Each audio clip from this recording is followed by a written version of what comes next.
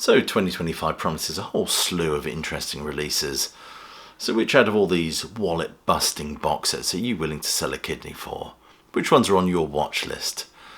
Anyway, let's get into it, shall we?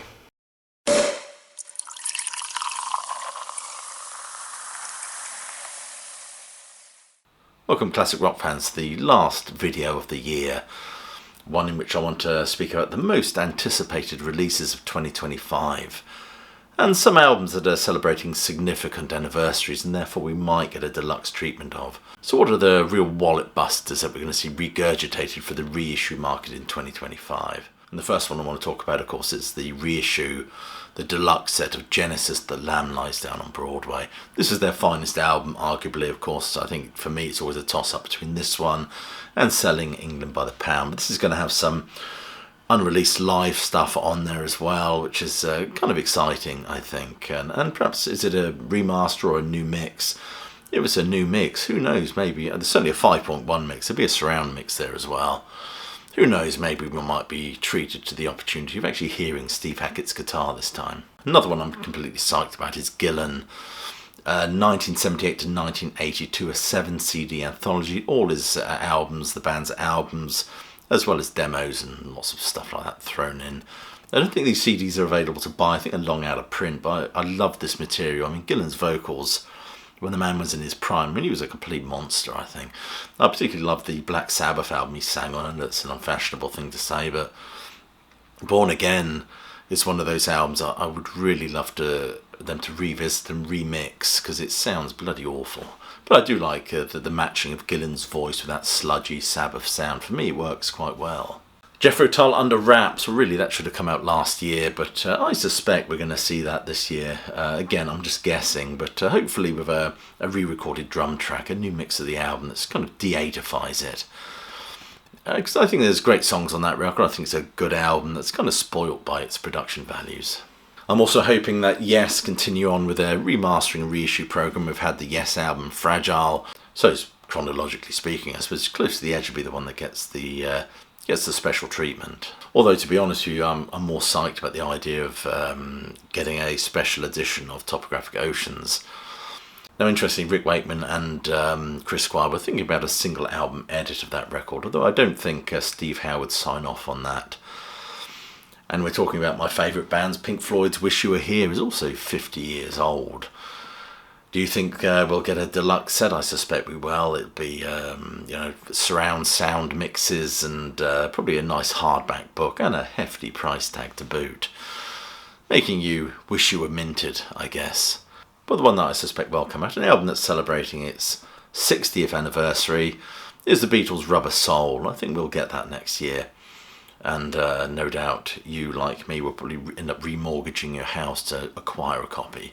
And the Who by Numbers celebrates its 50th anniversary. I'd like to see the deluxe edition of that come out. Very underrated record, I think. Very dark. Pete Townshend's Suicide Note, I think one critic hailed it as. But great tracks on there, Slipkid and How Many Friends Have I Really Got? It's just a fabulous record. I'm sure there's some stuff that can dig out of the vault for it. And a beautiful reproduction of that wonderful John Entwistle artwork. Bob Dylan's Blood on the Track celebrates its 50th anniversary, although we've just had the bootleg series do a comprehensive deep dive on that, so I don't think there's anything really worth releasing on that one. Also, Alice Cooper's Welcome to My Nightmare celebrates its 50th anniversary, and I believe Alice is going on tour next year. He goes on tour every year, doesn't he? But I think he's going to play this album in its entirety, with the second half of the show being dedicated to those little chestnuts that he just can't get away without playing, like $1 Billion Babies and Schools Out and stuff like that. But I think I will actually make the effort to go and see him, because I'd love to see this album played from beginning to end. I might even take my daughter. Child abuse or what? Actually, I'd like to see a deluxe edition of this album come out. There is a deluxe edition of Muscle of Love, but as far as I know, it's only available to buy via Rhino in the USA, so I wonder if that's going to get a UK release. David Bowie's Young Americans, that's an album I'd like to see some care lavished on. This might put me at odds with many of you, but I rather like Bowie's melodic stuff, and I'm developing a love of classic American soul as well, although I don't know enough about it to speak authoritatively on the matter. Elton John's Captain Fantastic, another one that will be 50 years old and many argue is his finest album. I disagree, but I suspect it'd be nice to get a deluxe package of that one. And one album that definitely is my favourite by this artist, and that's Frank Zappa, One Size Fits All. My favourite Zappa album will be celebrating its 50th anniversary. It'd be lovely to see what the Zappa estate have planned for that one. Kiss Alive. I can't believe that Kiss would miss the opportunity to make a few quid. I'm surprised a deluxe set of this doesn't come out. I suppose what would you like to see in a deluxe set? I would like to see the actual concert that the untampered with, without the overdubs. I'd just like to hear the actual live recording if it exists, and loads of extra stuff they can throw in. Okay, I've got some dates for you as well. Excuse me for checking my notes. January the 17th sees The Who's Next, Atmos 5.1 and stereo Blu-ray mixes. This is what a lot of bands do. They release these hefty box sets, and once everyone's bought that, they then kind of atomize it or dissect it and sell it off piecemeal so they can perhaps make some more money out of it. Plus also there are people who don't want the whole thing, unlike myself of course. And on January the 24th, Hootie and the Blowfish released the Atlantic Years 94 to 2003 5 CD set, 6 LP set. If you're a fan of Hootie, I think you might want that. And Thin Lizzy put out the Acoustic Sessions, which will be definitely worth checking out. And one that's certainly up my alley is Anderson, Bruford, Wakeman and Howe. This comes out on the 31st of January. An evening of Yes Music Plus, 2 CD, 2 DVD set. I shall be buying that. Brian Ferry puts out a retrospective, which is interesting, but I'd much rather have a deluxe edition of some of those early Roxy albums. For Your Pleasure, Stranded, Siren. They did the first album, I think, but they've not kept that ball rolling, have they? Let's scroll down a bit. Dream Theater on February the 17th released their album Parasomnia, which for me I'm rather looking forward to, because Mike Portnoy is back behind the kit. I like what I've heard so far, some of the tracks that have been released, and I think they're going to go back on the road once the album's actually put out, so I'm going to try and go and see them. And if you're a Nick Kershaw fan, it's going to be your year, because there's a 10 CD box set coming out of Nick Kershaw. My word, how much Nick Kershaw could you possibly want?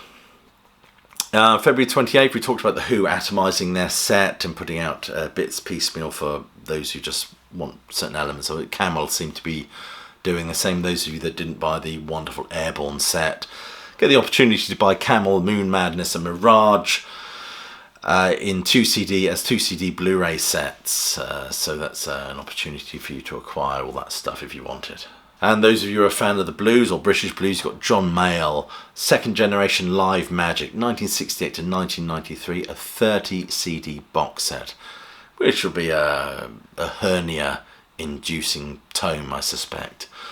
March the 14th, John Anderson's live album, Perpetual Change with the band Geeks.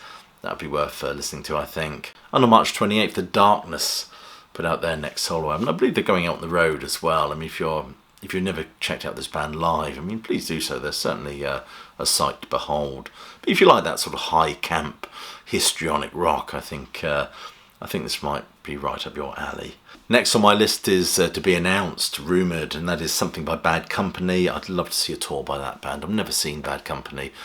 And I realise Paul Rodgers has suffered some health issues recently. I never got to hear his last solo record, but I'd like to see Bad Company go out again, or what's left of them anyway. Brian Wilson, Cows in the Pasture, his Lost Country album shall be coming out as well, which will be worth checking out. What else is there? Scroll. Roger Waters, it just says untitled, but I'm presuming that's his solo album. Despite a lot of flack that Rog gets, I still think the guy's conceptually absolutely brilliant, and I've always enjoyed his solo material. Also, what else is? I think it's going to be something to do with Styx. There's going to be a special edition of ZZ Top, and something from Black Sabbath. I don't know what that will be. I'd love to see a Born Again remix. Let's keep our fingers crossed for that. Anyway, I just want to wish you all a very, very happy new year. Thank you for being subscribers, watching the videos and commenting. It all helps. Anyway, hope you're well, staying safe, and of course that you keep listening.